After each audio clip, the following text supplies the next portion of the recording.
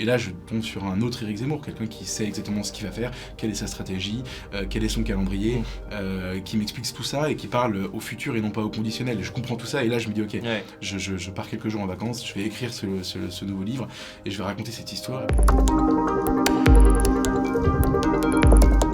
Bonjour à tous, bienvenue sur VA+. On se retrouve aujourd'hui pour un grand entretien avec Geoffroy Lejeune, qui est directeur de la rédaction de Valeurs Actuelles et qui publie aujourd'hui Zemmour Président aux éditions Ring. Bonjour Geoffroy. Salut.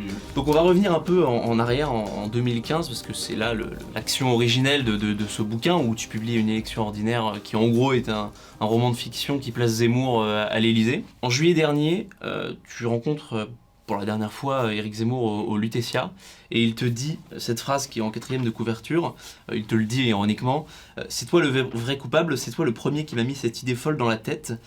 Est-ce que tu peux nous raconter un peu ce cheminement entre toi qui a l'idée en 2015 d'écrire ce livre, ce roman fiction, et aujourd'hui où il est quasiment candidat à 18% dans les sondages? Déjà, je précise pour commencer que c'est vraiment une blague dans la bouche de Zemmour. Je dis ça pour pas passer pour quelqu'un qui se donnerait un rôle qu'il n'a pas eu. Mais en fait, c'est très simple. Moi, en 2015, j'apprends en lisant la presse que Patrick Buisson et Philippe de Villiers, qui sont deux vieux copains d'Éric Zemmour, déjeunent avec lui à la Rotonde à Montparnasse et lui disent « Tu devrais y aller, t'es bien placé, t'as une occasion, la présidentielle, c'est pour toi, c'est ton moment ». Et lui balaye ça d'un revers de main tout de suite en disant que c'est pas du tout son timing, c'est pas du tout ce qu'il a envie de faire, enfin voilà. Et moi je lis dans la presse, dans l'Express à l'époque, sous la plume d'un journaliste qui s'appelle Éric Mandonnet, qui est toujours très très bien renseigné sur la droite. Je lis ça et je me dis incroyable, c'est une idée hyper audacieuse, hyper étonnante. Et du coup, je me mets en quête en fait d'écrire un article là-dessus. Lui, c'était un petit article, il y avait juste cette info, et moi je me dis que je vais creuser l'histoire et je vais essayer de la raconter un peu plus long dans Valeurs en fait. Et donc du coup, à l'époque, tu es journaliste. Je suis journaliste politique à Valeurs, je suis la droite surtout, et puis un peu aussi le Front National de temps en temps, et puis tout ce qui est entre les deux quoi. Droite en réunion. Et voilà. Et donc du coup j'appelle, et à l'époque en fait je suis fâché avec Patrick Buisson parce qu'il est un peu en retrait à ce moment-là, il vient d'avoir l'affaire des enregistrements de Nicolas Sarkozy, il s'est un peu brouillé avec beaucoup de gens et donc il est plus trop ni à Paris ni visible, et moi on se parle plus trop parce qu'il me reproche de ne pas l'avoir beaucoup défendu à ce moment-là, et Philippe de Villiers je le connais pas du tout, je le connais pas encore. D'accord. Et donc c'est compliqué d'appeler Buisson, c'est compliqué d'appeler Villiers, donc j'appelle Zemmour et je lui demande, je lui dis c'est incroyable ce truc, j'ai envie de faire un papier, raconte-moi. Et il me dit non mais c'est des conneries, perds pas ton temps. C'est un truc lancé en l'air dans un déjeuner de copains, ça n'a aucun intérêt. Donc je réalise en fait que c'est un peu compliqué en fait de creuser le truc et d'en faire un article, un vrai truc. Mais quand même l'idée me travaille vraiment, je trouve que c'est hyper intéressant, je trouve que ça dit vraiment quelque chose de la situation politique et tout. Et donc je décide en fait, en quelques semaines, je me dis je vais quand même la raconter cette histoire, mais puisqu'elle n'existe pas dans la réalité, je vais l'inventer. Et je vais raconter ce qui se passerait si c'était le cas. Et donc je me lance là-dedans et en fait Zemmour vraiment, mais c'est pour ça que je dis que c'est une blague quand il me dit ça, c'est parce qu'en fait il se moque de moi pendant des années quoi, parce que je suis le petit con qui a osé imaginer ce truc là, qui a pris du temps pour faire un bouquin, etc. Et en fait et comme c'était mon sujet, que j'avais écrit ce livre, etc., c'est ce que je raconte dans le livre en fait. Non seulement je lui ai fait lire la veille de la parution quand il est sorti, il m'a fait le débrief du bouquin en me disant qu'il trouvait que ça tenait bien la route, que c'était pas mal foutu, etc. Ensuite à chaque fois que je l'ai revu, et je raconte toutes ces fois en fait dans le bouquin, à chaque fois que je l'ai revu je lui ai reposé la question en fait, et donc du coup j'ai vraiment super bien vu l'évolution entre c'est n'importe quoi, pourquoi tu continues à penser à ça, arrête, tu perds ton temps, après c'est commencé à devenir c'est flatteur que des gens pensent à moi, puis après c'est devenu non mais tu te rends compte, il me dit ça en juillet 2019, il me dit en fait je suis pas la solution, je suis un symptôme, c'est parce qu'il y a personne autour de moi qu'on pense à moi, mais en fait c'est pas mon métier, c'est pas ça que je veux faire, jusqu'à ce fameux rendez-vous du mois de juillet en fait où je le vois avec un peu en tête j'ai compris en fait en lisant la presse, en parlant avec des proches, etc., que en fait il avait un peu changé d'avis et qu'il commençait à sérieusement y penser. Et donc je sollicite un rendez-vous pour suivre cette discussion en fait. Et là je tombe sur un autre Éric Zemmour, quelqu'un qui sait exactement ce qu'il va faire, quelle est sa stratégie, quel est son calendrier, qui m'explique tout ça et qui parle au futur et non pas au conditionnel. Et je comprends tout ça et là je me dis ok, je pars quelques jours en vacances, je vais écrire ce nouveau livre et je vais raconter cette histoire, et puis je le fais, donc on est en plein mois de juillet, et puis c'est pour ça qu'on en arrive aujourd'hui. Et au Lutetia, ce qui te marque aussi beaucoup, je crois ce qui est écrit dans le bouquin, c'est qu'en gros il te dit moi je vais faire un référendum sur l'immigration, j'ai déjà mes questions, je sais tout ce que je vais faire. C'est quelque chose, en fait, dans les papiers de presse on a l'impression que c'est un truc qui se crée comme ça avec des gens qui rallient avec des équipes pas très construites, avec un programme où il n'y a pas de programme, quoi. Alors qu'en fait, il a déjà tout en juillet. En fait, en juillet, il a déjà un truc essentiel. Je précise que je l'écoute beaucoup là en ce moment à la télévision quand il fait des interviews à droite à gauche. Il est extrêmement sincère. C'est-à-dire qu'en fait, il dit la même chose en privé, en public. Donc quand il dit qu'il n'a pas encore vraiment décidé d'être candidat, je pense que c'est parce qu'il se garde une marge en fait pour pouvoir dire si jamais il voit que ça marche plus, qu'il n'est plus la bonne offre politique, etc. Pouvoir se retirer et sans être candidat à tout prix. En revanche, il a compris un truc en juillet fondamental et ça c'est nouveau, ça n'était jamais arrivé avant, c'est que moi je me pose la question, je me demande s'il va y aller pour faire une candidature de témoignage, ce que j'appelle dans le livre une candidature Gramscienne, c'est-à-dire en gros pour infuser sur les esprits, pousser ses thématiques, etc. Ou s'il va y aller pour gagner. Il me dit non mais en fait c'est pour gagner. Et il dit quelque chose qui est absolument juste et que je pense qui explique en fait le passage de 3 à 17% dans les sondages. Il dit celui qui gagne la présidentielle, c'est une phrase de Mitterrand, celui qui gagne la présidentielle c'est celui qui apporte la bonne réponse à la question que se posent les gens. Et Zemmour pense que la question fondamentale de cette élection, c'est la survie de la France, et notamment la question de l'immigration. C'est pour ça qu'il dit, en fait, moi je pose la question de l'immigration, je veux que ce soit le débat de la présidentielle, et à cette question, j'ai la réponse, c'est un référendum, et il me dit, il fait comme ça, il coche, j'ai toutes les questions, je sais comment je vais les poser, et donc du coup c'est pour ça, et d'ailleurs il a commencé sa campagne en parlant énormément, grand remplacement, immigration, légal ou illégal d'ailleurs, peu importe, mais bon, reprise en main du contrôle de la démographie et de l'immigration en France. Pour qu'on comprenne bien, on reparlera de l'immigration de Zemmour, tout ça après. Mais toi, tu le connais depuis quand, Éric Zemmour ? Quand était ton premier rendez-vous, ton premier déjeuner avec lui ? Ensuite, à quelle fréquence tu l'as vu ? Quand est-ce que c'est la dernière fois que tu l'as vu ? Pour qu'on comprenne bien, en gros, ta relation avec lui. Parce que s'il y a des non-dits, il y a oui, il est fan, il le connaît bien, machin. Nous, on aimerait bien, en fait, pour les spectateurs de VR+, aimerait bien savoir quelle est ta relation avec lui de A à maintenant, de A à Z, quoi. J'ai notamment écrit ce livre pour ça, en fait. C'est parce que je sais que quand on est journaliste, et c'est normal, en fait, on est suspecté tout le temps de pas dire exactement tout ce qu'on pense, etc. Donc j'ai dit exactement tout ce que j'étais et quelle était ma relation avec lui dans ce bouquin, pour que personne ne soit pris en traître et que je suis allé vraiment au bout de cette logique de transparence que je déteste par ailleurs, mais en fait je suis très content de le faire parce que je me dis que les lecteurs et les téléspectateurs le méritent. Et donc du coup j'ai raconté, moi en gros Zemmour je le découvre quand j'ai 17 ou 18 ans, je sais plus, quand il fait de la télévision chez Ruquier et en fait je suis avec mon meilleur ami et puis on rentre de soirée et en fait on allume la télé machinalement sans mettre le son, on boit une dernière bière avant d'aller se coucher. Et puis en fait on voit Zemmour sans le son donc s'agiter, éructer dans le poste et puis ça attire notre regard, on écoute et puis on se dit waouh, c'est qui ce mec qui parle pas comme les autres en fait quoi, qui en l'occurrence je me souviens que c'était un artiste face à lui qui était en train de se faire étriller et c'était la première fois dans l'émission de Ruquier où en fait quand on est de ma génération on voyait quelqu'un à la télévision dire voilà votre bouquin est nul pour telle et telle raison, vous auriez mieux fait de faire un truc de coloriage, au moins vous auriez été à votre niveau, et par ailleurs j'ai perdu 2 heures de ma vie et genre je vous en veux beaucoup parce que c'est vraiment nul ce que vous avez fait, terminez bonsoir. Et en fait il faisait ça toutes les semaines et donc du coup forcément ça attire le regard quelles que soient les idées politiques. En fait il y a un truc qui se passe, voilà. Moi je le découvre comme ça, je deviens super fan, je raconte exactement tout ce qui s'est passé à l'époque, je vais le voir sur le plateau, je rentre en contact avec lui, il me donne son adresse mail, je lui écris, il me répond à chaque fois et je lis tous ses bouquins, enfin voilà, je me zémourise en fait à l'âge de 18 ans. Et puis en fait après ça devient un confrère en fait parce que moi je deviens journaliste, je lui demande d'ailleurs quand je vais le voir sur le plateau de Ruquier, je lui dis j'ai envie d'être journaliste en fait, vous m'avez donné envie de faire ce métier, et il me dit surtout pas, c'est une connerie, ce métier est fini, c'est perdu, votre génération vous arriverez jamais, etc. Et ça me motive encore plus. Et puis après il était chroniqueur à Spectacle du Monde à l'époque où moi je suis arrivé à Valeurs Actuelles, et Spectacle du Monde Valeurs Actuelles c'était dans le même groupe et c'est encore le cas d'ailleurs, et donc du coup je demande au patron de l'époque, au directeur adjoint de la rédaction de l'époque, je lui dis est-ce que tu peux m'aider à rencontrer Zemmour s'il te plaît, c'est mon idole de jeunesse. Et donc il organise un déjeuner, donc je déjeune avec lui, je suis complètement fan. Et puis après en fait on s'est connus comme ça, on s'est vu un peu de temps en temps, je devais écrire beaucoup sur lui quand il sortait un livre, on faisait des numéros sur lui, donc je le rencontrais comme ça, je discutais, enfin je veux dire c'est une relation qui s'est installée progressivement. Après il y a eu le bouquin et puis après c'est devenu un peu plus ça dépend en fait, j'ai été très fan, je le suis encore, mais surtout en fait c'est devenu vraiment un collègue, parfois un grand frère, il m'a donné des conseils, je raconte dans le bouquin qu'au moment de l'affaire Obono il m'a appelé pour m'engueuler. Qui s'excuse, s'accuse. Absolument. En fait, je suis évidemment dans une situation très inconfortable où je vois la terre entière commencer à nous cracher dessus et s'acharner sur nous, etc. avec un phénomène de meute invraisemblable. Et puis il y a mon Zemmour qui s'affiche sur mon téléphone. Et là, tu crois à un appel de soutien en quelque sorte. Enfin, un soutien dans la nuit. Je sais qu'il était en vacances au début de l'affaire et il est revenu pendant. Donc je me dis, il est trop sympa, il m'appelle dès qu'il rentre à Paris. Et je me fais engueuler au téléphone. T'aurais jamais dû t'excuser. Qui s'excuse, s'accuse, etc. sans quoi par ailleurs je pense qu'il avait raison, mais sur le coup j'étais pas très capable de l'entendre. Et donc voilà, maintenant c'est une relation comme ça, où en fait je mens pas d'ailleurs dans le bouquin, on se parle pas souvent, on s'envoie essentiellement des SMS ou on s'appelle pour le boulot parce qu'on l'interroge de temps en temps et voilà.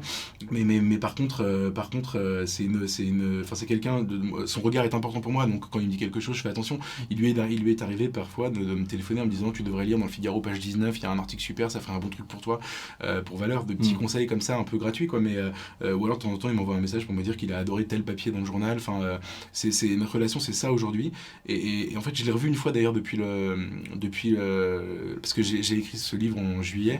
Et donc je raconte le dernier pendant mes vacances, je raconte le dernier rendez-vous qui est au Lutetia, qui est fondamental parce qu'en fait c'est là où je comprends tout ce qui est en train de se passer maintenant, et je l'ai croisé 2 minutes hyper succinctement sur un trottoir fin août en revenant de vacances, et il revenait lui aussi de vacances. Et alors pour la petite histoire, en fait il sortait de la piscine parce qu'il fait de la natation, et il sortait de la piscine et il avait un t-shirt Faites Zemmour pas la guerre dans sa sacoche qu'il avait mis après le sport, et je lui dis trop drôle, vous avez déjà des trucs de campagne avec des t-shirts, etc.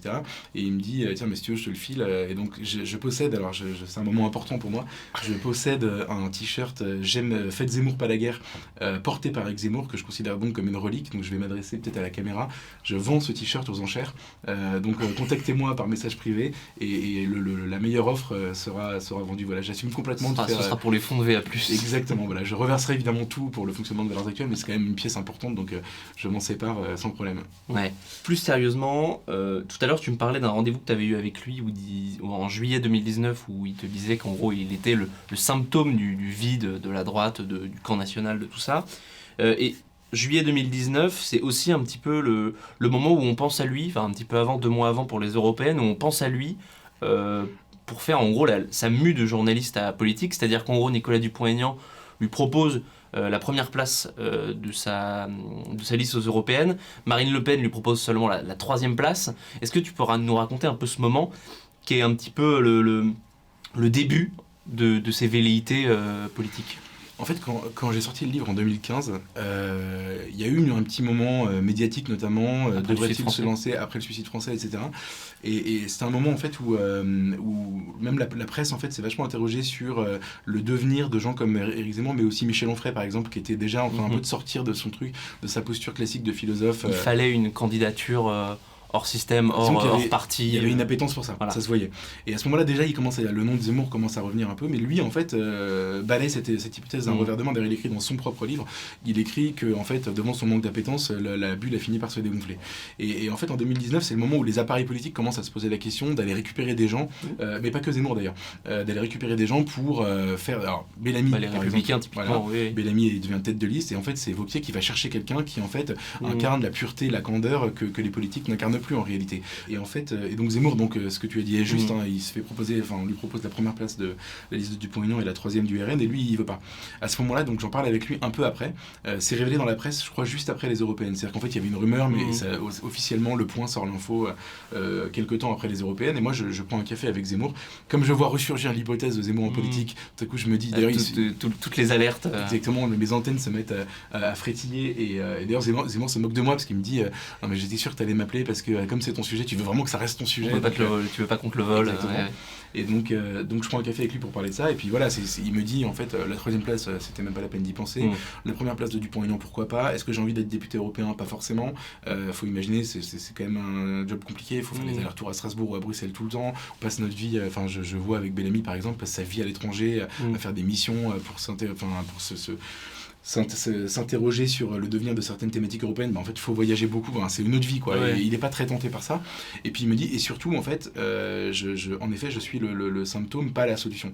Et à ce moment là il est dans un moment de sa vie en fait où d'ailleurs je le raconte dans le livre, parce que je pense que ça a été un moment où il a été un peu moins heureux que d'habitude professionnellement. C'est à dire que en gros il y a eu la phase d'ascension, Ruquier etc, où il devient très connu. Ensuite il y a le suicide français où ça devient un intellectuel incontournable parce qu'il vend 500 000 bouquins et que personne fait ça. Et en fait, là, il y a un moment où il fait Destin français, il écrit Destin français, qui est son grand livre d'histoire où il a vraiment travaillé pendant 3 ans comme un malade, il a mis tout ce qu'il avait, etc. Et il fait sa promotion sur les prénoms et sur Corinne. Parce que sur un plateau télé, il a cette polémique avec Absatoussi. Et en fait, c'est pas lui qui me l'a dit, mais je le vois et je comprends ça dans son attitude, etc. Où il est obligé d'aller faire tous ces plateaux télé pour parler des prénoms alors qu'il a envie de parler de De Gaulle, de Napoléon, de Robespierre. Et je pense que pour un intellectuel, c'est extrêmement frustrant. Et donc je vois à ce moment-là, il en vend un peu moins, enfin il en vend même beaucoup moins que le Suicide français. Il a plus beaucoup d'émissions, il a été un peu viré de partout. RTL, à ce moment-là, il est viré d'RTL, je crois. Et il lui reste Paris Première et Le Figaro. Et par rapport à son exposition d'autres moments, c'est moindre. Et je pense qu'à ce moment-là, il se pose cette question-là et arrive la proposition. C'est intéressant parce que tout le système médiatique sait très bien que Zemmour continue à faire de l'audience, que ça marche très bien, etc. Et le LCI notamment l'a invité à 2 soirées spéciales qui ont très bien marché en audience pendant les européennes. Il a fait un grand débat avec Cohn-Bendit, puis un peu plus tard avec Maurice Safran. Et les 2 fois, ça a très bien marché. Et donc du coup, les chaînes d'infos commencent à regarder Zemmour avec un grand intérêt. Et il a 3 propositions. On lui propose en fait un rendez-vous hebdomadaire d'1 heure de débat avec une personnalité, etc. à BFM et à LCI. Et à LCI, les deux. Et ce sont les 2 chaînes majeures, en tout cas les chaînes d'infos majeures. À l'époque, BFM est le leader, LCI est loin derrière, mais quand même deuxième, et CNews est la petite dernière, le petit poussé qui marche pas trop, dont on comprend pas encore très très bien quels sont les ressorts, le projet. On est très loin de la chaîne qui triomphe aujourd'hui avec Pascal Pau, Christine Kelly, Laurence Ferrari, etc. Où maintenant tout ce qu'ils font marche. En fait, ils sont au début de la reconstruction. Et ils viennent chercher Zemmour, et lui, je me souviens, donc on a cette discussion que je pensais pas du tout avoir avec lui, mais il me dit en fait, j'ai envie d'aller à CNews parce que premièrement j'ai été viré il y a quelques années, il a été viré en fait en 2014 je crois, d'ITélé à l'époque, qui est l'ancienne CNews, à cause de la polémique sur l'utilisation du terme déporté dans une interview qui a été mal traduite au Corriere della Sera. Il a été viré d'un claquement de doigts, et donc en fait l'idée de revenir sur cette chaîne est une forme de victoire pour lui, parce qu'en fait il faut imaginer, moi j'ai été viré d'une chaîne aussi il y a 1 an, c'est un peu traumatisant quand même, on se sent vraiment jeté quoi. Et donc du coup je comprends ce ressort là chez lui, et il me dit ça, et puis il me dit, puis en plus t'imagines ils sont derniers en audience, si j'arrive à remonter un peu les audiences de la chaîne, c'est formidable. Et il me dit ça à l'époque, je pense qu'ils sont à moins de 100 000 sur ce créneau horaire, même pas 100 000, et quand il commence son émission ils sont à 200 000, et tout le monde se dit ok, il a déjà réussi son pari en 1 semaine, et en fait ce que personne ne savait, c'est qu'il allait monter tout ça à 800 000 quoi. Donc il est dans cette optique là, il est encore en train de vouloir faire son métier de journaliste intellectuel, polémiste, vraiment peser dans le débat intellectuel, et la politique est très loin, on est en 2019 en fait. Et après il y a un enchaînement en fait de circonstances, et aussi d'une évolution de sa part. Pour moi la vraie bascule, c'est la Convention de la droite. Il est interrogé cette fois-ci comme un politique, face à des gens avec des solutions à apporter pour la première fois de sa vie. Il fait une forme de discours un peu programmatique, et puis après il y a CNews pendant 2 ans, il fait tous les jours 1 heure sur des sujets certains il a jamais travaillé sur ces sujets là, donc il s'intéresse à tout, et puis il finit par construire une vision globale en fait, et donc ça le fait beaucoup changer, et à ce moment-là, l'engagement politique devient possible. En fait. C'est ce que tu racontes justement quand tu lui demandes comment il a changé d'avis. Il te répond, c'est grâce à mon fils, à CNews et à Philippe Martel. Est-ce que tu peux nous raconter ça, notamment avec son fils qui lui parle des livres sur l'assimilation, je pense à ça. En fait, ils sont. Il y a un moment l'année dernière, mais j'avais remarqué d'ailleurs aussi, c'est amusant, il y a 3 livres en quelques semaines. On avait traité les 3 dans Valeurs, je pense, 3 semaines d'affilée. Oui, bien sûr. Et en fait, il y a 3 livres qui sortent sur l'assimilation. Et l'assimilation, il faut bien comprendre que la première fois que le mot est prononcé dans le débat public depuis 15 ans, c'est Zemmour qui Zemmour, le fait. Face à Taubira d'ailleurs. Face à Tariq Ramadan, je crois. Tariq Ramadan, ouais. Et je me souviens très très bien de tout ça, parce que j'étais. D'ailleurs, il le disait déjà à l'époque, non, on n'est pas couché. C'est ça qui est intéressant. C'est ça qui est intéressant, bien sûr, c'est qu'en fait, il a jamais changé d'avis. Et en fait, Tariq Ramadan, moi j'étais sur le plateau ce jour-là. Ça fait partie des soirs où je suis allé sur le plateau pour essayer de voir Zemmour après, etc. Et il y a Tariq Ramadan qui est invité donc par Ruquier, donc on est bien avant les accusations de viol, on est bien avant tout ça. C'est déjà un prédicateur qu'on accuse d'être proche des islamistes, mais c'est surtout quelqu'un d'intelligent et quelqu'un qui a un discours extrêmement construit. Et Tariq Ramadan arrive chez Ruquier avec une trentaine de petits jeunes qui qui viennent de banlieue, quoi, c'est sûr et certain, et qui arrivent pour faire la claque dans l'émission, pour donner l'impression que le public est avec lui. Donc du coup, ils s'installent, je me souviens très bien, ils arrivent, ils sont pas prévus, ils sont imposés à la production, qui leur met des chaises de part et d'autre de l'escalier, là où il y avait normalement pas de public dans l'émission de Ruquier. Et moi, j'étais dans le public normal, entre guillemets, je m'étais inscrit sur Internet, etc. Tu faisais pas partie des 30. Pas venu par rapport à soutenir Tariq Ramadan, mais par contre, c'est une image qui m'a marqué, parce qu'il vient avec son public, justement pour donner l'impression que la salle est avec lui. Et donc ils se font installer, et il vient, évidemment, il est applaudi à chaque fois qu'il parle pendant l'émission, et ils ont un débat qui, à mon avis, à l'enregistrement doit durer 1h30, ils ont dû garder qu'une heure dans l'émission finale, un débat à la fois génial, et en même temps où on comprend que c'est profondément irréconciliable la vision de l'un et l'autre. En gros, il y a Tariq Ramadan d'un côté qui dit que l'Europe en fait, mais la France va s'islamiser, qu'il faut l'accepter, et qui dessine un modèle communautariste évidemment très, très britannique en réalité, et de l'autre Zemmour qui défend le modèle de la Troisième République très assimilationniste, qui est son histoire personnelle à lui. Et donc c'est un choc de monde, ils ne peuvent pas se comprendre, mais comme ils sont intelligents l'un et l'autre, ça donne un débat incroyable. Et à la fin du plateau, je vais voir Zemmour et je lui dis c'était incroyable comme débat, c'était formidable. Et pendant ce débat, il parle d'assimilation, et il explique ce que c'est l'assimilation, etc. Et quelqu'un comme moi, qui avait, je pense, je devais avoir une vingtaine d'années à l'époque, je n'avais jamais entendu ce mot. Pourtant, je m'intéressais beaucoup à la politique et tout. Je n'avais jamais entendu ce mot, j'avais jamais entendu dans la bouche d'aucun responsable politique. Et Zemmour c'est la seule fois de ma vie où je l'ai vu comme ça, lessivé. Il était 2h du mat parce que l'émission finissait tard. Il avait une liasse de notes et il me dit j'ai tellement travaillé, vous avez même pas idée, j'ai tellement travaillé ce truc. Et il avait mis ses tripes sur la table pour ce débat. Et en fait, les années passent. Certains responsables politiques, notamment de droite, commencent à reparler d'assimilation. J'entends une fois Copé dire le mot, j'entends une fois Marine Le Pen dire le mot, et je vois que Fillon plus tard, même Sarkozy. Même au sein de la droite, il y a une bagarre entre, par exemple, Juppé qui dit l'intégration, pas l'assimilation, et Fillon qui dit l'assimilation. Absolument. Sarkozy aussi dit l'assimilation. Ouais. En fait, c'est même un des enjeux de la bataille de la primaire de 2016. On débat de ce mot-là à ce moment-là, etc. Et en fait, Zemmour a réintroduit le concept. Alors, il l'a pas inventé, mais il l'a réintroduit et il l'a rendu, entre guillemets, incontournable. Et l'année dernière, ces fameuses 3 semaines, il y a le livre de Claire Koch, qu'on a reçu ici d'ailleurs, enfin que vous avez reçu ici, qui parle de son prénom. Le prénom de la honte. Le prénom de la honte. C'était déjà le débat. Bien sûr, absolument. Alors, je crois qu'elle n'est pas exactement d'accord avec Zemmour sur la question du prénom, mais il n'empêche qu'elle a changé de prénom pour devenir française. Elle s'appelait Sigdem et maintenant elle s'appelle Claire. Exactement. Et donc il y a ce livre-là. Ensuite, il y a le livre de Lydia Guirous qui s'appelle tout simplement Assimilation, qui dit la même chose. Et enfin, le philosophe Vincent Coussedière qui fait aussi un livre sur l'assimilation. Un éloge de l'assimilation. Et à ce moment-là, moi, ça me frappe. Je me dis, tiens, c'est drôle, c'est vraiment redevenu un concept presque mainstream. Et ben, le fils de Zemmour lui dit pareil. Il lui dit, tu te rends compte, tu disais ça il y a 15 ans et aujourd'hui tout le monde le dit. Et il lui dit en substance, maintenant que tu as posé les diagnostics et qu'ils sont partagés par presque tout le monde, pourquoi est-ce que tu passes pas aux solutions? Et ça fait quelque chose à Zemmour, qui raconte dans son livre d'ailleurs que ça lui a fait un petit électrochoc. Et les 2 autres épisodes, c'est CNews du coup. CNews, évidemment. Pour les raisons que je disais, il arrive sur une chaîne et il fait x8 en audience. Il se rend compte que son discours a un écho important et il survit à beaucoup de polémiques, etc. Il reçoit tous les ministres. Il reçoit les ministres qui défilent sur son plateau. Et pour terminer, Philippe Martel, c'est un personnage finalement assez peu connu, mais c'est le meilleur ami de Zemmour, en tout cas à ma connaissance. Et en fait, c'est quelqu'un qui est décédé depuis. Qui est décédé depuis, et en fait qui est le prototype du haut fonctionnaire à l'ancienne qui travaille dans la politique. C'est quelqu'un qui en gros était énarque, qui travaillait à Bercy, qui avait un poste dans l'administration à Bercy, et qui faisait des allers-retours en politique au gré des élections gagnées ou perdues, etc. Ouais. Et il a notamment été chef de cabinet d'Alain Juppé au RPR dans les années 90, je crois, et il a travaillé avec Chirac à la mairie de Paris. Du reste, moi, quelques mois avant sa mort, il me disait qu'il avait adoré travailler avec Chirac. Ça m'étonnait beaucoup de sa part qu'il aime Chirac, mais il aimait vraiment Chirac. Quand Chirac est mort, il a été vraiment triste. Et en fait, Philippe Martel, donc, était un des plus vieux amis de Zemmour. Il est devenu ensuite, d'ailleurs, directeur de cabinet de Marine Le Pen au Rassemblement National. Et il a quitté le Rassemblement National en pensant qu'elle ne pouvait pas gagner. Et lui, en fait, il a toujours dit à Éric de ne surtout pas faire de politique.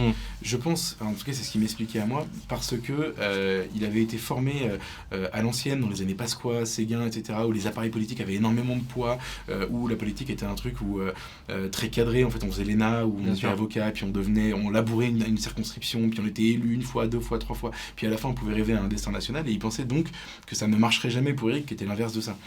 Et en fait, quelques instants avant de mourir, il a dit à Eric, il l'a appelé ou il l'a vu, je sais plus, pour lui dire j'ai changé d'avis, en fait, la politique a beaucoup changé, la France a beaucoup changé, maintenant un mec comme toi aurait ses chances. Ouais. Et ça a fait un énorme électrochoc à Zemmour, parce qu'il savait que vraiment il pensait l'inverse pendant très longtemps. Donc ça, c'est les 3 raisons qui expliquent qu'il ait changé d'avis sur le sujet. Ouais.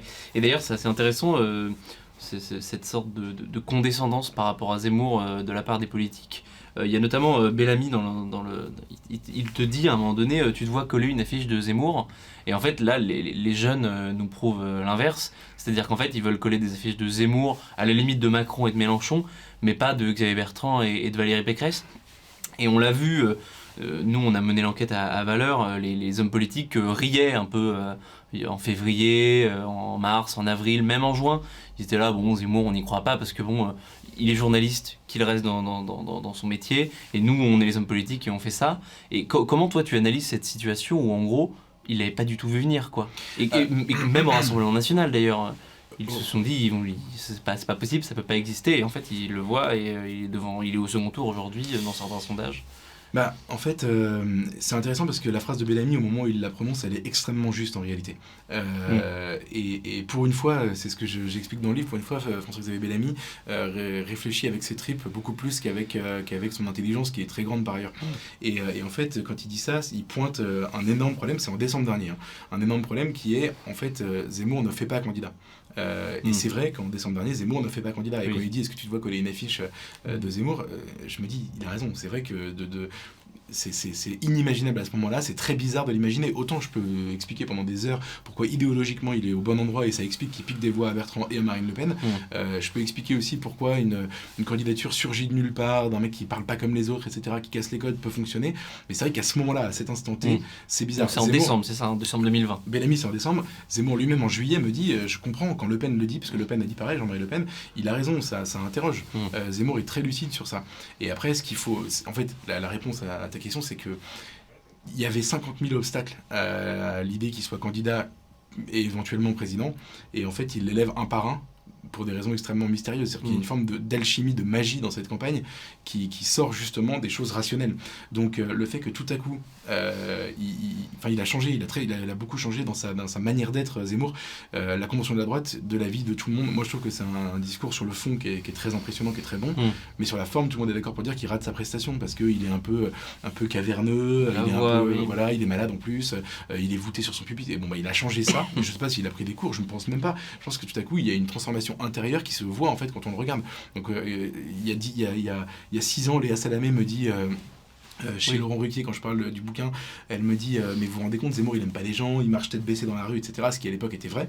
Et en fait Zemmour aujourd'hui il marche tête haute dans la rue, on le voit enjamber des rambardes bien sûr, à Béziers, il salue les gens, il a changé et il s'est pas forcé. Je pense que vraiment il y a eu une transformation à l'intérieur. Donc ce qui est intéressant, c'est qu'en fait on les connaît, les obstacles à sa candidature, éventuellement à sa victoire, et en fait il faut voir à quelle vitesse ils sautent les uns après les autres, quoi. Et donc aujourd'hui non seulement Zemmour fait candidat, mais maintenant il commence à faire président aussi. C'est-à-dire que beaucoup de gens de plus en plus se projettent dans l'idée que parce qu'il est en effet donné au second tour dans certains sondages, que potentiellement ça peut être lui. Et je cite beaucoup en ce moment pour parler de Zemmour la phrase de Jacques Pilan, le conseiller en images de Mitterrand et de Chirac, qui a gagné 2 élections présidentielles, 2 ou 3 d'ailleurs, peut-être, parce qu'il a même peut-être gagné à 88. Et Jacques Pilan dit l'opinion change d'elle-même l'image de celui qu'elle veut faire élire. Et en fait, ça veut dire que je trouve qu'une phrase intéressante pour expliquer l'aspect irrationnel en fait de certaines envolées, quoi, et de certaines embardées dans les sondages, etc. Celle de Zemmour, je pense qu'elle rentre dans cette catégorie-là, c'est qu'en fait il y a un truc un peu inexplicable. Tous les gens sérieux disent au mois de juin il est à 3% dans les sondages, il fera 5 max, et en fait quand il est à 17, on est obligé de revoir un peu cette analyse. Et puis il y a une couverture médiatique qui le favorise. D'ailleurs, certains, dans les éléments de langage, on sent que ça ressort, disent que le traitement médiatique de Zemmour ressemble bizarrement à celui d'Emmanuel Macron en 2017, mais dans le sens où Emmanuel Macron c'était quand même assez favorable. Éric Zemmour, on n'a quand même pas l'impression que ce soit très favorable. On a vu dans l'Obs l'obsession réactionnaire, enfin il y a toujours les condamnations, tout ça. Et justement, toi, comment tu vois la différence entre les deux traitements ? Et quel était, parce que Emmanuel Macron, on a bien compris, a été traité médiatiquement parce que il arrivait, enfin c'était une tête nouvelle. Pourquoi on parle d'Éric Zemmour ? C'est pour ça que symptôme du vide, c'est ça. Hein. je pense qu'en fait, en tout cas, la comparaison est vraiment judicieuse en réalité, parce qu'on a beaucoup dit, on a beaucoup reproché à la presse en général d'en faire des tonnes sur Macron il y a 5 ans. Je me souviens de ces fameux montages qui passaient partout, on voyait les 40 couvertures. Là, c'est ça, c'est les 40 couvertures de Zemmour vs les 40 couvertures. Je vais expliquer pourquoi. Macron. C'est, en fait, moi, ça fait 10 ans que je suis journaliste et je sais que contrairement à ce que pensent beaucoup de gens, la presse ne fabrique pas des destins présidentiels. Ça a été le cas par le passé. Quand, par exemple, l'Express de Servan-Schreiber lance l'option de Monsieur X, elle veut contribuer à ça. Quand l'Obs, en 2007, dit Ségolène Royal, et si c'était elle, il y a une façon d'essayer de lancer le destin de quelqu'un, de pousser un peu l'avantage, etc.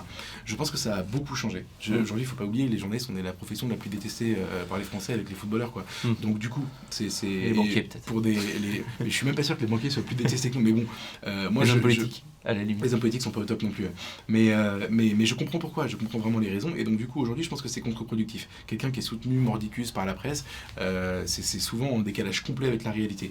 Et donc pourquoi à l'époque Macron est lancé comme ça par les médias? C'est pas parce que les médias se disent c'est notre sauveur, c'est la roue de secours du système, faut absolument qu'on le fasse élire. C'est parce qu'il y a, et moi je l'ai pas vu à l'époque, donc je le dis d'autant plus facilement, il y a une appétence pour Macron.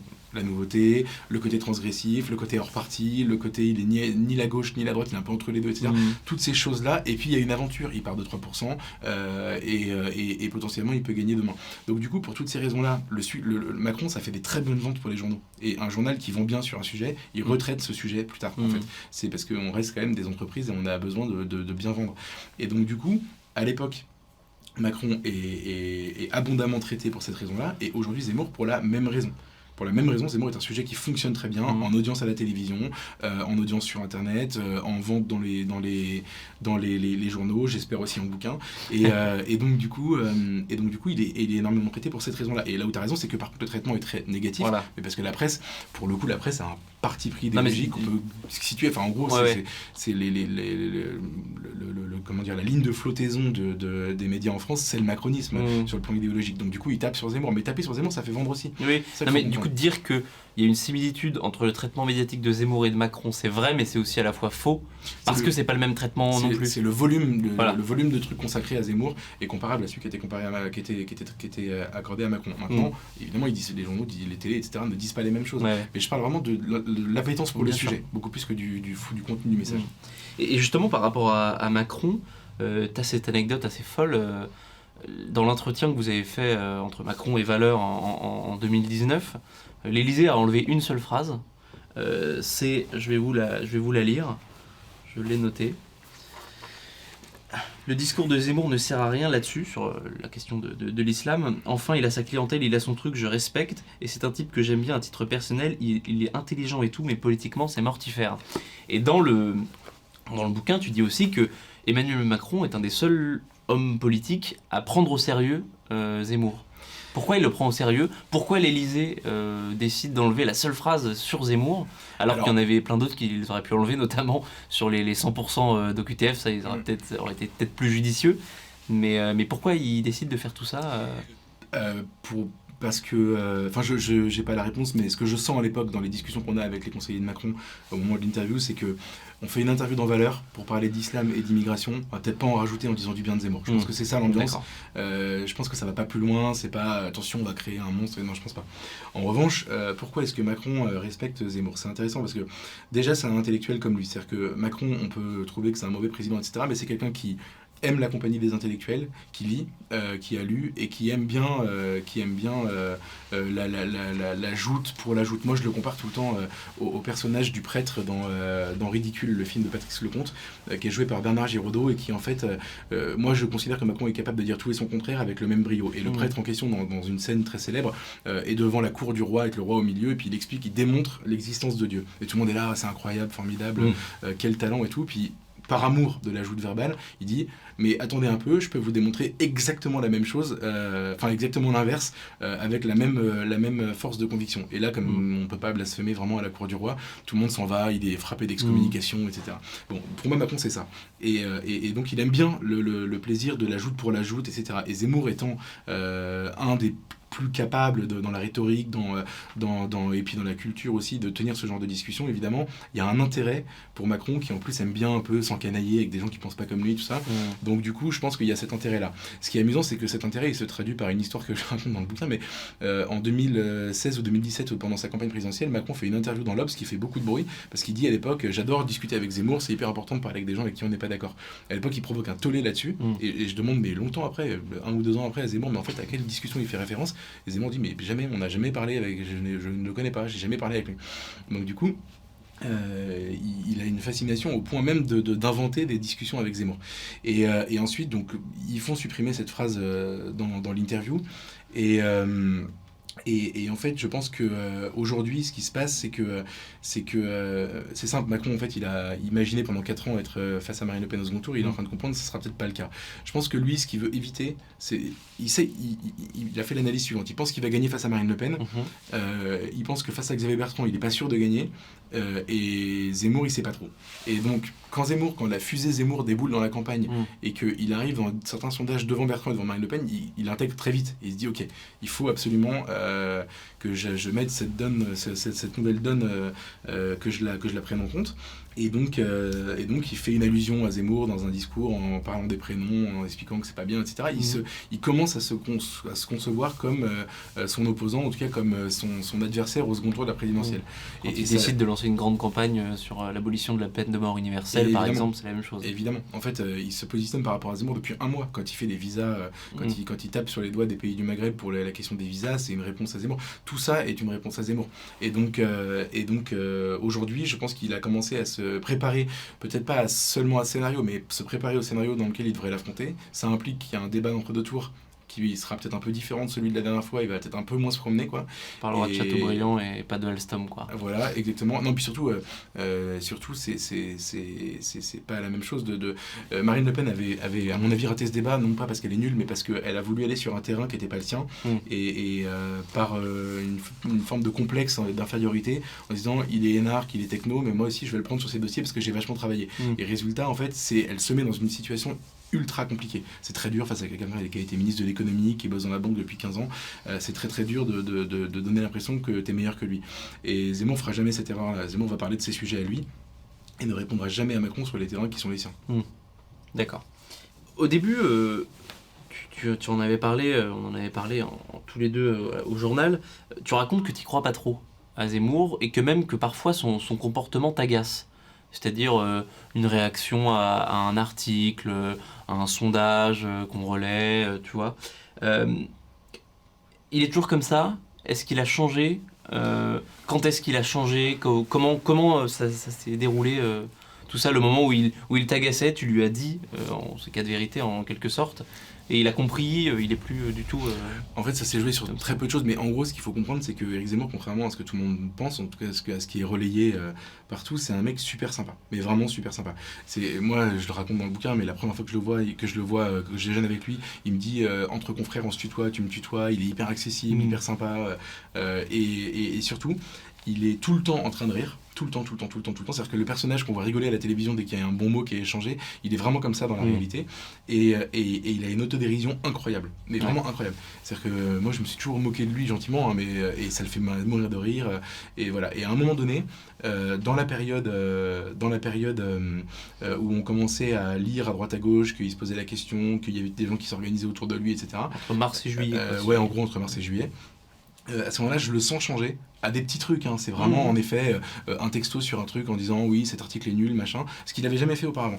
Et donc je finis par lui dire un jour, je lui dis ça, je dis que son autodérision est sa plus grande force et qu'il est en train de la perdre. Et honnêtement, il a été assez admirable. Il m'a dit non, mais j'entends et tout.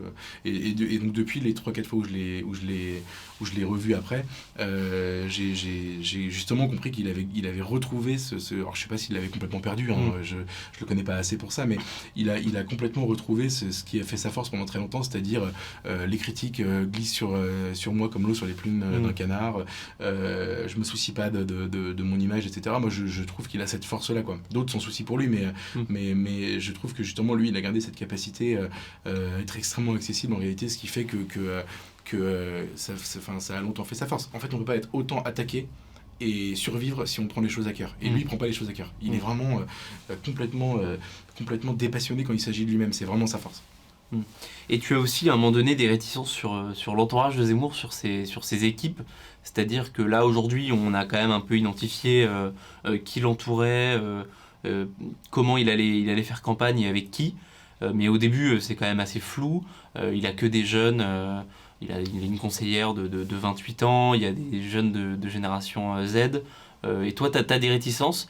Est-ce que ces réticences, elles ont totalement été levées au vu de la partition assez magistrale depuis le début, depuis enfin, tout le mois de septembre, quoi, où en gros, il fait une campagne, une non-campagne quasiment parfaite. Ou est-ce que tu as encore des doutes sur les qualités de son entourage? Je pense que je me suis trompé en réalité, mais ça aussi, hein, je veux dire, moi j'ai pas de problème avec l'idée de me tromper. En fait, j'ai eu peur pour lui parce que comme j'avais beaucoup travaillé, beaucoup creusé cette question de Zemmour candidat, etc., quand j'ai vu à quoi ça ressemblait quand ça se mettait en place, je me suis dit, zut, c'est pas de son niveau en fait. Et j'ai vu en effet des gens très jeunes, alors très motivés, très sympathiques, très dynamiques, etc., mais extrêmement jeunes. Je me suis dit, en fait, c'est un homme tout seul. Qui laisse parler en son nom des gens qui sont pas du même niveau que lui, et je me suis dit ce qui est dommage, c'est qu'en fait ça va pas lui ressembler, et il va se planter, ou il peut se planter parce qu'il aura été trop isolé. Et en réalité, je le dis d'autant plus qu'en fait il s'est avéré que les gens en question, type Stanislas Rigaud, je prends cet exemple là parce que c'est lui qu'on voit beaucoup à la télévision, qui est le chef des jeunes, le président de génération Zemmour. D'accord. C'est avéré en fait excellent déjà en débat à la télévision, a priori excellent en organisation. Enfin, je veux dire, moi je suis pas dans cette campagne, je la suis d'assez loin, contrairement à toi, mais j'ai l'impression qu'ils font des choses que finalement ils sont très au-dessus en fait de dans les meetings, il y a du bruit, il y a du bruit. Et donc en fait ils font des choses que les jeunes républicains ou les jeunes du FN ne savent pas faire. Donc je reconnais complètement m'être trompé et avoir sous-estimé complètement ces gens-là, et leur talent déjà, leur enthousiasme et leur dynamisme. Et puis surtout après, je vois bien qu'en fait cette campagne elle est en train de faire venir à la politique des gens d'un très bon niveau, mais qui sont dans le privé en fait, et qui viennent parce qu'ils sont compétents et qu'ils ont envie de mettre leurs compétences au service de leurs idées, alors que dans tous les autres partis ce sont des gens qui choisissent de faire de la politique de manière professionnelle et qui souvent en fait n'ont pas le même niveau, je trouve. Et donc en fait non, je me suis vraiment trompé sur ce sujet-là. J'ai eu très peur, c'est pour ça que je raconte dans le livre. Je me suis dit à un moment donné il va se planter, il va tout perdre pour rien, et en fait je constate que non. Et donc pour rebondir sur ce que tu dis sur le côté campagne parfaite, en fait elle n'est pas parfaite tant s'en faut. Enfin vraiment il y a plein d'erreurs qui sont faites, et probablement un déficit d'organisation parce qu'ils n'ont pas du tout prévu d'en être là où ils en sont maintenant. Mais les erreurs ne se voient pas, c'est ça qui est assez marrant. Donc ça veut dire, ça indique que la dynamique est bonne. Et ensuite l'organisation d'une campagne présidentielle, moi j'ai jamais fait ça, mais j'imagine que on peut pardonner à des gens qui sont passés de 3% à 17% en 3 mois, de pas avoir prévu la logistique qui allait avec, quoi. Donc du coup je vois ça de loin, mais je prévoyais d'être à 10% en décembre, quoi. C'est ça, mais même moi aussi je m'étais dit, dans le meilleur des cas pour lui, il se retrouverait à 10% en janvier. C'est ce que j'écris dans le livre. En fait il est à 17% en octobre, donc forcément c'est évidemment ça peut pas suivre, mais je trouve pas que ce soit rédhibitoire, et surtout je constate quand même qu'il est beaucoup mieux entouré que ce que j'espérais pour lui dans le meilleur des scénarios du livre. Ce week-end, je sais pas si t'as vu, mais Éric Zemmour il était à Nîmes et à Béziers, enfin j'imagine que t'as vu. Ça a un peu parlé d'union des droites avec Robert Ménard, qui on le soutenait il y a 6 mois, qui a décidé de soutenir Marine Le Pen. Il a un peu bougé, et on sait que tu connais très bien notamment par exemple Philippe de Villiers. Et est-ce que tu peux nous dire en gros quel est l'état de cette droite hors les murs, donc Robert Ménard, Patrick Buisson, tous ces gens-là, aujourd'hui par rapport à la candidature d'Éric Zemmour? Honnêtement, je peux pas parler à leur place. Typiquement Ménard, ça fait longtemps que j'ai pas discuté avec lui. Je vois ce qu'il dit dans la presse, mais en effet, c'est très contradictoire. Mais je pense, en fait, si tu veux, je pense que il y a une cartographie sous nos yeux depuis très longtemps. En fait, c'était la même chose quand j'ai écrit mon livre en 2015, et ça n'a pas changé. Il y a une droite qui a cessé d'être courageuse il y a 30 ans. Et qui n'a cessé de voir partir ses électeurs vers le Front National, puis maintenant vers Macron aussi, parce qu'elle n'incarne plus rien sur le plan intellectuel, sur le plan idéologique, etc. Et c'est en fait, voilà, c'est un syndicat d'élus. Moins ils sont nombreux, moins ils sont clivants parce qu'ils ont peur de perdre les derniers gens qui leur restent. Enfin, voilà, moi je vois ça depuis très longtemps. Et ça n'empêche pas voilà, j'ai de l'affection pour la plupart des gens qui sont dans ce parti parce que je les connais bien, que je les ai beaucoup suivis, et j'ai du respect pour eux. Mais c'est juste en fait que collectivement ils sont plus capables de rien. Il y a ça. Et de l'autre côté, il y a le Rassemblement national qui a choisi une stratégie ni droite ni gauche en 2012. Marine Le Pen, il faut imaginer, au lendemain de la défaite de Sarkozy, si elle refait le RPR des années 90, elle tue la droite en 2 ans. Et elle le fait pas, elle choisit de faire autre chose. Elle choisit de faire la droite et la gauche tous ensemble, machin, parce qu'elle pense qu'elle va aller récupérer les électeurs de Mélenchon. Ouais. Elle a le droit, hein, je veux dire, c'est sa stratégie. C'est juste qu'en fait, moi, à l'époque, je pensais que c'était une mauvaise idée. Je pense que ça se cristallise vachement au moment de la Manif pour tous. À la Manif pour tous, elle a l'occasion d'être la seule chef de file de la droite conservatrice un peu orpheline, et elle décide de ne pas aller dans les manifs, tout en disant qu'elle veut supprimer le mariage pour tous. Donc c'est la double peine, elle gagne sur aucun des Avec tableaux. la moitié de ses cadres dans la rue. Ah, absolument. Voilà. Et donc, la droite et le RN ont fait des erreurs l'un et l'autre stratégiques depuis très longtemps. Et c'est pour ça que moi, je fais mon livre en 2015. La seule certitude que j'ai, c'est que Zemmour, il incarne idéologiquement ce qui manque. Et qu'il pourrait, s'il arrivait, prendre des deux côtés. Il s'avère que c'est ce qui se passe depuis 3 mois. Et donc, voilà, je pense que... C'est-à-dire qu'en gros, c'est le seul à pouvoir rassembler les classes populaires et la bourgeoisie patriote, c'est ce que lui dit. Lui, il dit ça. En fait, moi, je pense qu'il peut rassembler tous les orphelins du RPR. Et en fait, à un moment donné, le RPR, en tout cas à un moment donné, le parti gaulliste, c'était ce que Malraux appelait le métro à l'heure de pointe. C'était donc, en effet, les classes populaires et puis une partie de la bourgeoisie libérale et patriote, surtout. Et en fait, donc, il a raison sur son positionnement, parce que c'est ça qui lui permettra de récupérer ces gens-là. Pour l'instant, ça ne marche qu'avec la bourgeoisie patriote et pas encore avec les classes populaires. C'est ce qu'on voit dans les enquêtes d'opinion. Mais quand je vois ce qu'il dit sur la question de l'immigration, quand je vois ce qu'il dit sur la question de la fraude, de l'assistanat, etc., je pense que son discours est à même de leur parler. Donc pour l'instant, ils ne sont pas encore dans cette campagne, pour l'instant, ils ne regardent pas, pour l'instant, ils sont fidèles à Marine Le Pen, mais ça peut bouger très vite. Et toi, justement, qui est le zémourologue en chef, est-ce que tu peux nous donner ta définition du zémourisme ? Pour moi, c'est ce que j'essaie de... Je fais ce petit effort dans le bouquin, mais... En fait, c'est un mélange des figures qui l'ont beaucoup marqué lui quand il était journaliste politique, c'est-à-dire Chevènement, Pasqua, Séguin, Le Pen, Jean-Marie Le Pen. Donc Chevènement parce que c'est la souveraineté, Chevènement parce que c'est aussi le nom à la guerre en Irak, il démissionne quand même à cause de ça, et puis c'est un des derniers patriotes de gauche en fait en réalité, et c'est un intellectuel comme lui aussi.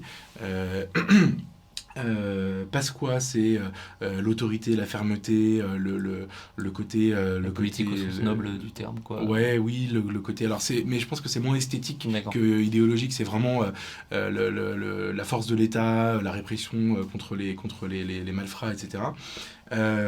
Séguin, alors je pense qu'il y a le côté méditerranéen qui plaît à Zemmour. Je crois qu'il aimait beaucoup l'homme en fait, et pareil, le combat contre Maastricht, le débat avec Mitterrand, etc. Et la fibre sociale en fait du gaullisme social que Séguin a très longtemps incarné, et Le Pen parce qu'il met les pieds dans le plat sur l'immigration et qu'il est anti-système et qu'il se bat, et d'ailleurs le Pen des années 80-90 était beaucoup plus à droite entre guillemets que le RN d'aujourd'hui. 2007.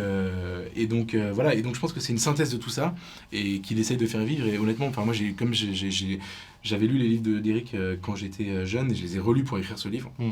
Et en fait, toute sa vie, il a dessiné une synthèse politique en réalité. C'est ce qu'il dit dans le livre L'art de la droite, par ailleurs. Dans le livre L'art de la droite, c'est vraiment un livre sur les trahisons de la droite. Mais même dans tous ses autres bouquins, en fait, le programme d'Éric Zemmour, il est écrit dans ses livres. Déjà, on l'a sous les yeux, c'est hyper facile de le connaître.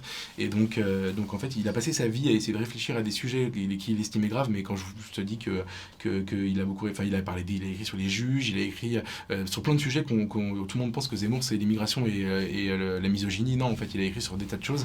Et il a des idées claires sur tous les sujets, et donc il a préparé toute sa vie en construisant une œuvre. Il a aussi construit un programme en réalité, et aujourd'hui je crois que c'est en train tout simplement de se mettre en place, et ça va devenir criant et ça va se voir beaucoup plus facilement. Pour revenir très rapidement à Marine Le Pen, il y a la petite musique en ce moment, vu que Éric Zemmour accède au second tour dans certains sondages, de son retrait de la présidentielle. Elle l'a déjà dit sur les plateaux TV, notamment en mai 2018 dans Zemmour et Nolot. Il me semble qu'elle l'avait dit à la rédaction de Valeurs Actuelles. Est-ce que toi, en tant que journaliste politique qui suit quand même ça depuis longtemps, tu trouves que c'est un scénario crédible ou en fait c'est pas dans son logiciel et que son entourage ne lui laissera jamais l'opportunité de se retirer, quoi. Même si ce serait très classe et très... Je n'ai pas la réponse parce qu'en fait c'est une réponse qui se trouve dans la tête de Marine Le Pen et donc personne ne l'a en réalité et je pense que même elle ne l'a pas encore pour l'instant, mais je peux te raconter l'histoire si tu veux parce que en fait je trouve que la correspondance de la campagne de Zemmour avec celle de Macron quand même il y a pas mal de points de similitude qui sont hyper intéressants à analyser et Macron probablement n'aurait jamais été élu président de la République si Hollande avait été candidat parce qu'en réalité il a été un peu le successeur naturel, d'ailleurs on l'a beaucoup attaqué y compris Valère d'ailleurs sur le fait qu'il était Macron 2 pardon ou Hollande 2. Ouais. Pardon, Hollande 2 ou la roue de secours en fait du hollandisme quoi.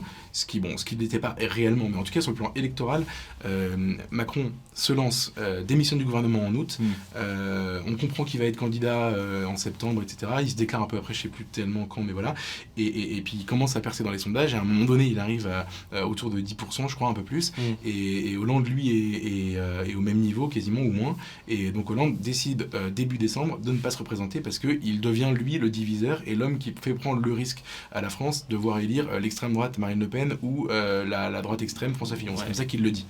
Et en fait, c'est pas de gaieté de cœur que François Hollande ne se représente pas. C'est pas par altruisme ou parce qu'il a tout à coup une grande idée de sa fonction, etc. C'est parce qu'il est obligé en fait. Parce que tout le monde l'a lâché, parce qu'il n'a pas les moyens de faire une campagne présidentielle, que le PS est complètement asphyxié, donc du coup, ce sera pas suffisant comme machine pour lui faire une bonne campagne.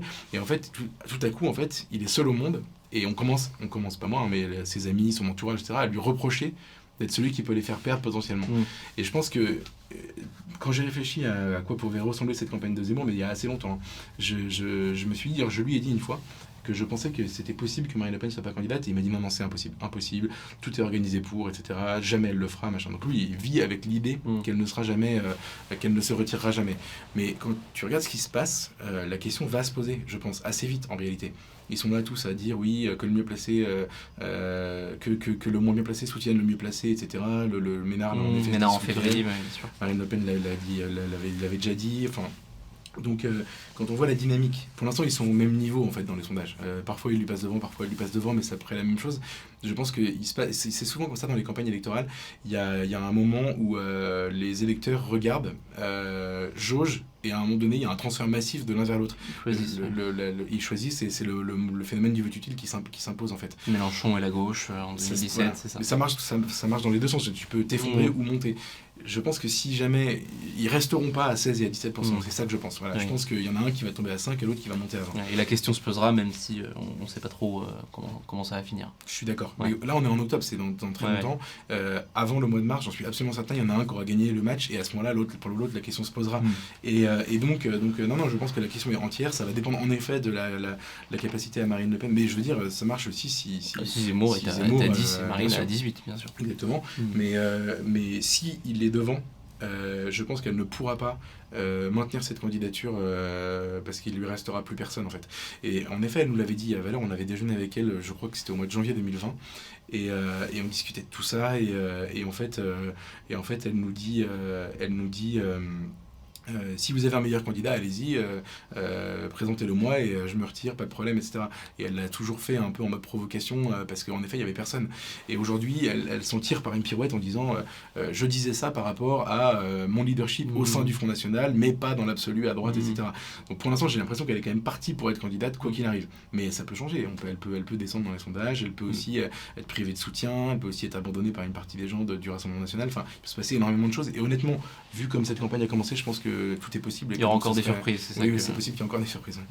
Et est-ce que Zemmour, t'as parlé de la manière dont il allait faire campagne? Parce qu'il y a souvent tu vas comprendre où je veux en venir, c'est qu'il y a souvent la comparaison avec Trump et Orban, qui en gros font des campagnes contre les juges et les médias.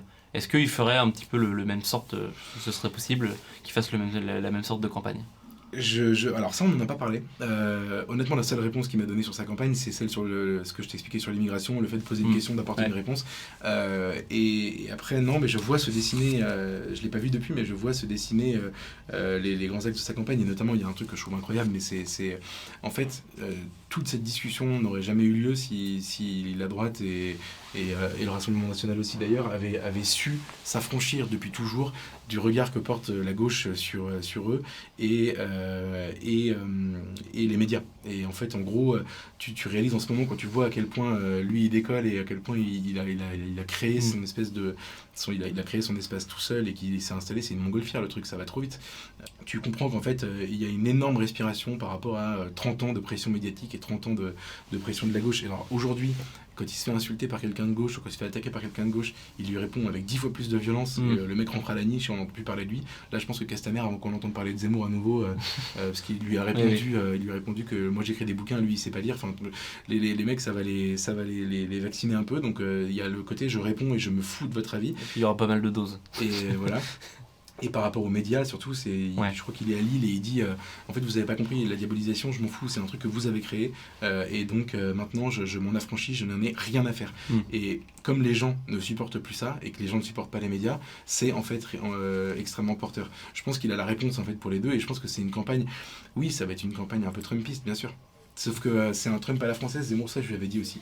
Trump intellectuel. En fait, c'est un Trump français au sens où ce sont les mêmes ressorts, sauf qu'aux États-Unis, pour que ça marche, il faut être multimilliardaire en ayant fait de la télé-réalité et en mangeant des burgers. Et en France, c'est mieux si tu as lu un peu des livres et si tu sais si tu es Chateaubriand. Tu vois. C'est un peu le cas de Zemmour. Donc de cette manière-là, il y a du Trump chez lui, bien sûr. J'ai deux dernières questions. Tout à l'heure, on parlait de Pasqua, de Séguin, de Jean-Marie Le Pen. Et il y a souvent sur Zemmour l'argument contre lui de l'inexpérience. C'est-à-dire il n'a jamais fait de campagne, comment il va faire. Et est-ce que tu ne penses pas que d'avoir suivi depuis 30 ans tous ces hommes politiques-là, qui sont quand même pas des seconds couteaux dans les élections présidentielles. D'ailleurs, Zemmour, qu'on a croisé l'autre jour, nous racontait qu'en 94, quand il commence à suivre Chirac, il est tout seul avec Jean-Louis Debré et avec Jacques Chirac dans les avions, et que du coup, il voit tout ce qui se passe. Est-ce que tu penses que c'est un énorme plus pour lui en fait, il connaît toutes les ficelles du métier et des campagnes, parce qu'il les a toutes fait depuis 90, quoi. Est-ce que tu penses que ça peut être un énorme... ça peut être le chaînon manquant de sa campagne. Tu peux ajouter aussi que c'est un des rares journalistes qui prédit que Le Pen sera au second tour, en 2002. À un moment où personne ne l'a vu, et en fait il m'a raconté qu'il avait couvert la campagne de Le Pen, et qu'il m'a dit qu'il a fait une campagne incroyable. Il était extrêmement bon tout le temps, partout, et Zemmour avait vu un truc, un enthousiasme et une dynamique que en fait, les médias n'avaient pas vu ou pas voulu voir.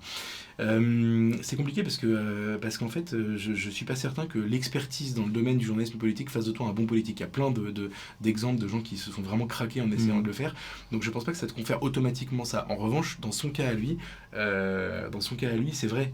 En fait, je prends un exemple. Aujourd'hui, pas mal de gens comparent sa candidature à celle de Chevènement. Il est monté très haut dans les sondages et finalement il est tombé à 5%, c'est une catastrophe. Ce à quoi Zemmour répond, il a absolument raison, qu'en fait lui il a suivi la campagne de Chevènement et en fait il sait quelle a été l'erreur stratégique de Chevènement, à savoir refuser par peur de perdre ses soutiens de s'allier avec les souverainistes de droite, en l'occurrence incarnés à l'époque par Philippe de Villiers. Et en fait, évidemment que du coup ça lui donne une longueur d'avance par rapport à tout ce qu'il pourrait anticiper comme problème. Mais après, ça fait pas de lui tout à coup quelqu'un qui sera forcément une bête de scène, etc. Mais moi je constate que je pense que on vit une époque où en fait les ficelles politiques ne marchent plus.